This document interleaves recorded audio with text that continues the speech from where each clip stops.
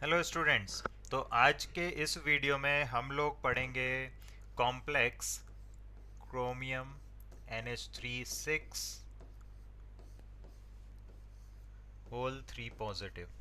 तो दोस्तों, जैसा आप देख सकते हो कि ये एक कैटायनिक कॉम्प्लेक्स है और यहाँ पर लिगेंड है अमोनिया। और नंबर ऑफ लिगेंड कितने हैं यहाँ पर? नंबर ऑफ लिगेंड है यहाँ पर 6। तो दोस्तों, यहाँ पर हम लोग आज इस वीडियो में इस कॉम्प्लेक्स के लिए एक तो कैलकुलेट करेंगे इफेक्टिव एटॉमिक नंबर, जिसको हम शॉर्ट में लिखते हैं EAN।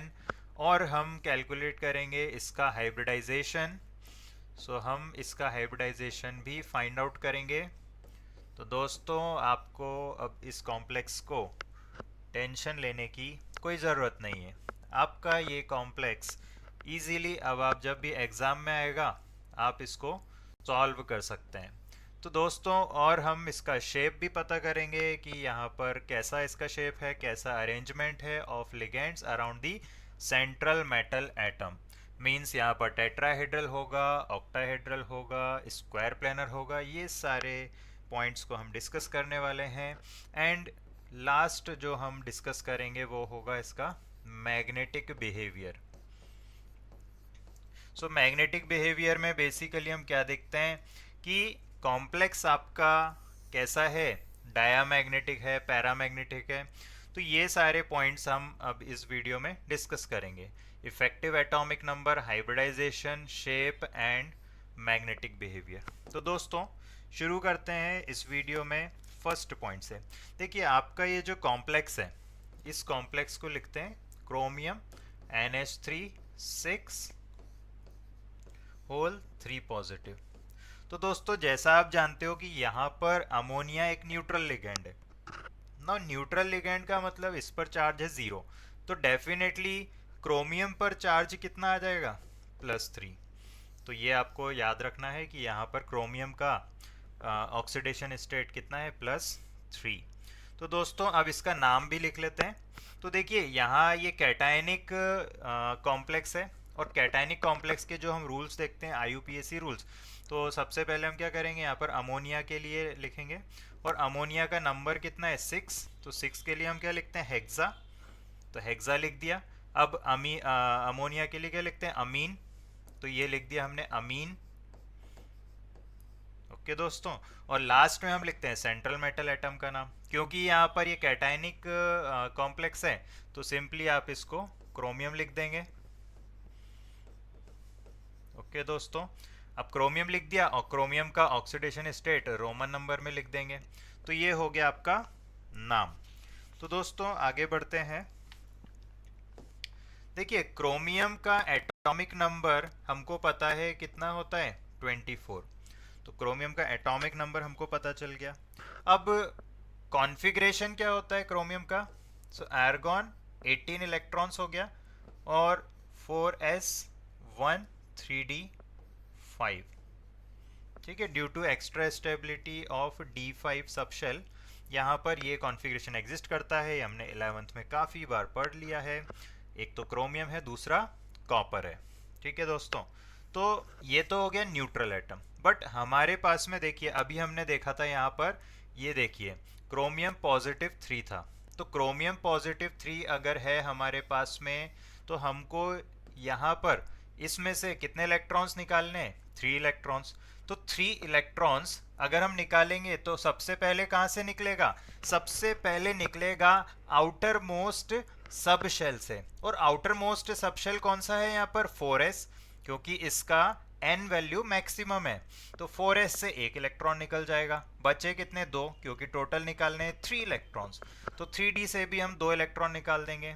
तो यहाँ पर अगर मैं लिखने की कोशिश करूँ क्रोमियम +3 का कॉन्फ़िगरेशन, क्या हो जाएगा बच्चों? तो देखिए, 3d, 4s में से निकला 1 और 3d से निकले 2। तो बचा कितना? 3d3। ना 3d3 को अगर मैं इस तरह से रिप्रेजेंट करूं, तो ये बॉक्स के फॉर्म में जो हम रिप्रेजेंट करते हैं, ये देख सकते हो 5 box, each box represent 1 orbital.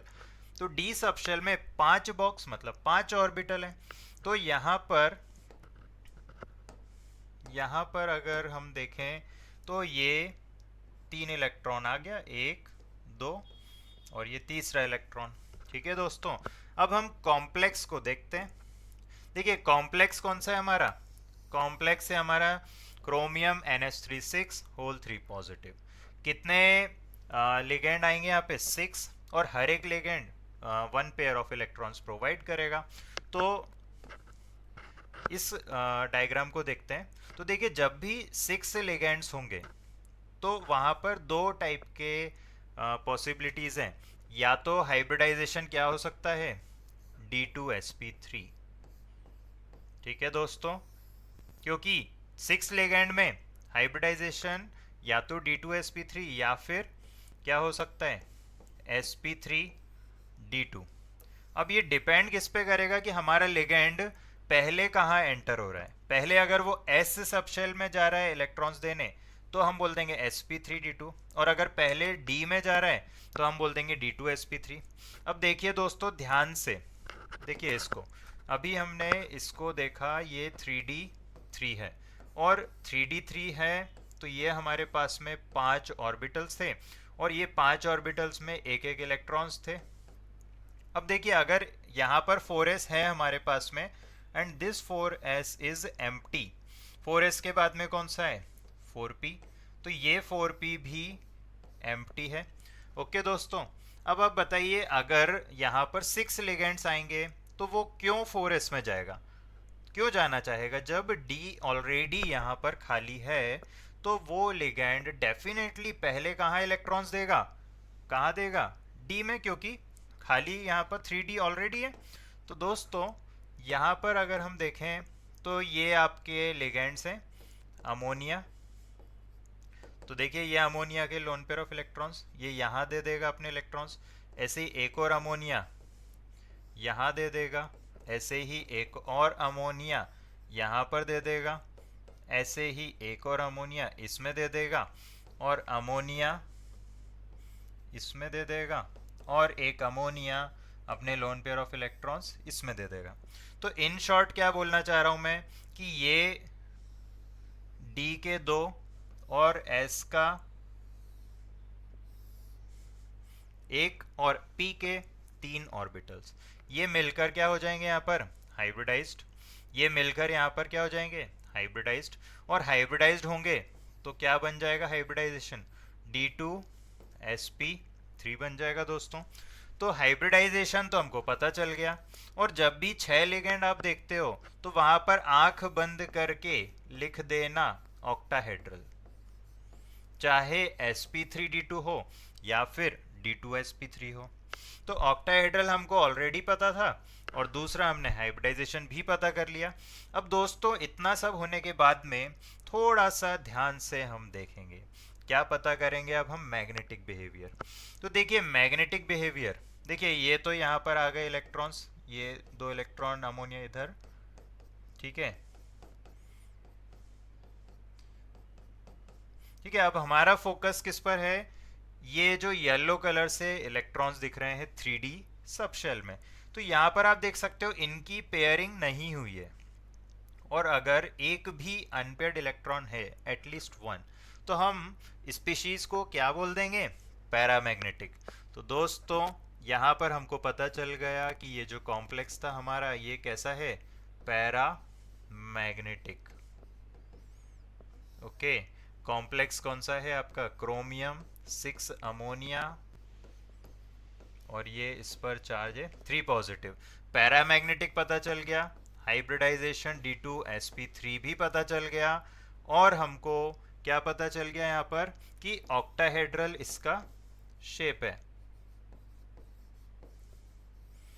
Okay, तो दोस्तों ये हमको पहली चीज़ पता चल गई, दूसरी चीज़ पता चल गई, तीसरी चीज़ पता चल गई।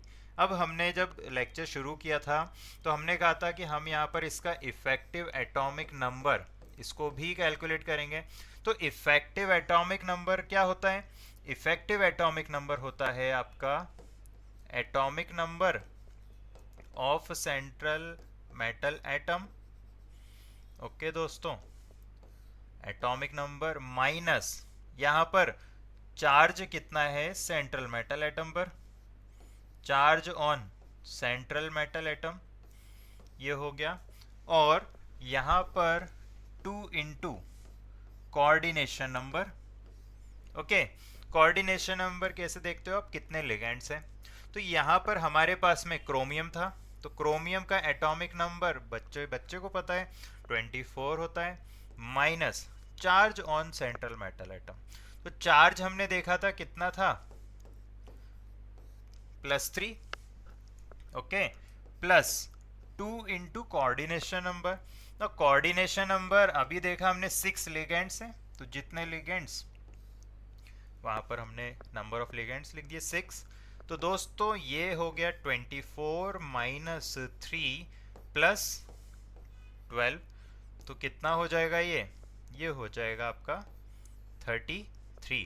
तो दोस्तों इफेक्टिव एटॉमिक नंबर भी हमने यहाँ पर कैलकुलेट कर लिया। तो दोस्तों इस वीडियो में इतना ही।